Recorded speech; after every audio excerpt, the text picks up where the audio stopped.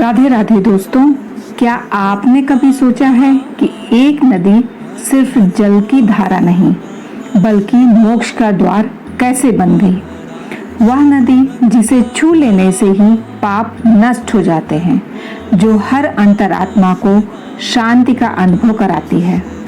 आज हम आपको ले चलेंगे एक ऐसी रहस्यपूर्ण, पवित्र और भावनात्मक यात्रा पर, जहां धरती पर स्वर्ग से अवतरित हुई एक ऐसी धारा जिसने केवल एक वंश नहीं, संपूर्ण मानवता को पावन कर दिया। हम बात कर रहे हैं माँ गंगा के दिव्य अवतरण की और गंगा सप्तमी की उस महिमामयी तिथि की, जिसने पृथ्वी को चिर कल्याण का वरदान दे दिया। जय गंगे, ओम नमो गंगाय विश्व रूपिणाय नारायणाय नमो नमः, नमो नमः। मैं पूजा सिंह आप सभी का धर्म शक्ति चैनल पर स्वागत करती हूँ। गंगा यह केवल जल नहीं, यह जीवन है। यह एक नदी नहीं, साक्षात देवी है, जो भगवान विष्णु के चरणों से प्रकट हुई और भगवान शिव की जटाओं में स्थान पाने वाली विश्व की एकमात्र ऐसी दिव्य धारा है। गंगा सप्तमी वैशाख मास के शुक्ल पक्ष की सप्तमी तिथि को मनाई जाती है। यह वही दिन है जब माँ गंगा ने पुनः अवतरण कर पृथ्वी को पावन किया। परंतु यह अवतरण मात्र एक घटना नहीं, यह तपस्या, करुणा और दिव्यता की पराकाष्ठा थी। गंगा की उत्पत्ति की कथा का आरंभ होता है भगवान श्री हरि विष्णु के वामन अवतार से। जब उन्होंने वामन रूप धारण कर तीनों लोकों को नापा, तब उनका एक चरण ब्रह्मलोक तक जा पहुंचा। ब्रह्मा जी ने उस चरण को अपने कमंडलू के पवित्र जल से धोया और वह दिव्य जल जो श्री हरि के चरणों को स्पर्श कर चुका था, वह स्वयं गंगा बन गया। इसीलिए गंगा को हरि पादोदका कहा जाता है, अर्थात श्री हरि के चरणों से निकली जलधारा। लेकिन वह गंगा अभी ब्रह्मलोक में ही थी। उनका पृथ्वी पर आना आवश्यक था और इसके पीछे जुड़ी है राजा सगर की वह कथा, जो पीढ़ियों तक चली। प्राचीन समय में अयोध्या के राजा सगर ने अश्वमेध यज्ञ का आयोजन किया, परंतु इंद्रदेव को यह यज्ञ रास न आया और उन्होंने यज्ञ का घोड़ा चुराकर महर्षि कपिल के आश्रम में बांध दिया।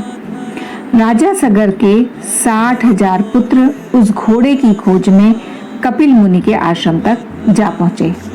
बिना सोचे समझे उन्होंने ऋषि पर चोरी का आरोप लगा दिया। इस अनादर से क्रोधित होकर मुनि ने नेत्र खोले और उनका तेज ऐसा था कि क्षण भर में सभी पुत्र भस्म हो गए। उनकी आत्माएं अशांत होकर प्रेत योनि में भटकती रहीं। मुक्ति असंभव थी जब तक कोई पवित्र धारा उन्हें स्पर्श न करे। राजा सगर का पौत्र अंशुमान, फिर उनके पुत्र दिलीप ने प्रयास किया, परंतु गंगा को पृथ्वी पर लाने की शक्ति केवल एक में थी, भागीरथ में। राजा भागीरथ एक ऐसा नाम जो आज भी हर प्रयासशील व्यक्ति के लिए प्रेरणा है। उन्होंने वर्षों तक कठोर तप किया। पहले ब्रह्मा जी को प्रसन्न किया। ब्रह्मा जी ने कहा, गंगा को केवल भगवान शिव ही संभाल सकते हैं, क्योंकि उनका वेग इतना तीव्र है कि पृथ्वी उसे नहीं संभाल सकती। तब भागीरथ ने शिव जी को प्रसन्न करने के लिए वर्षों तक ध्यान किया। शिव जी प्रसन्न हुए और उन्होंने गंगा को अपने जटाजूट में स्थान दिया।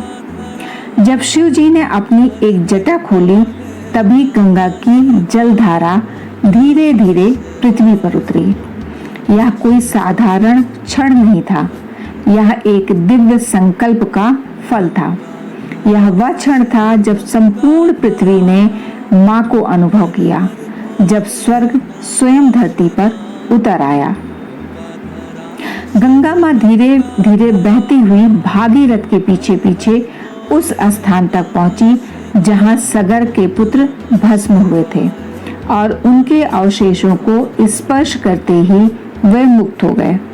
यह वह समय था जब एक नदी ने मुक्ति का मार्ग खोल दिया और यहीं से जन्म हुआ शब्द का, भागीरथ प्रयास।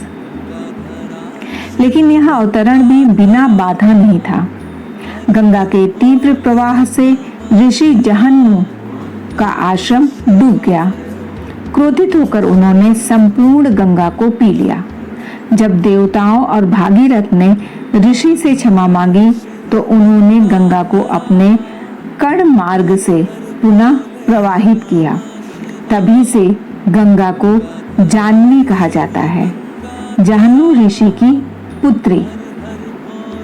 गंगा सप्तमी का महत्व इसी घटना से जुड़ा है, जब माँ गंगा जहन्नु ऋषि के कर्ण से पुनः प्रकट हुई और एक बार फिर पृथ्वी पर पवित्रता का प्रवाह शुरू किया। इस दिन गंगा स्नान, दान, जप और व्रत करने से अद्भुत पुण्य की प्राप्ति होती है। यदि आप गंगा किनारे नहीं पहुंच सकते तो घर में स्नान जल में यह मंत्र जोड़कर स्नान करें। गंगे चा यमुने चैव गोदावरी सरस्वती नर्मदे सिंधु कावेरी जलस्मिन सन्निधिं कुरु। इसके पश्चात उत्तर दिशा की ओर मुख करके एक कलश में गंगा जल भरें। उसमें दूध, रोली, चावल, शक्कर और शहद मिलाएं। ऊपर आम पात्र या अशोक पत्ते रखें और जल वाला नारियल स्थापित करें। फिर माँ गंगा का पंचोपचार पूजन करें और 108 बार इस मंत्र का जप करें। ओम गंगे वल्लभाय नमः। पूजन के बाद अन्न, वस्त्र और जल का दान करें। यह दिन है माँ गंगा की कृपा प्राप्त करने का। वह कृपा जो पाप को बहा देती है और आत्मा को मोक्ष की ओर बहा ले जाती है।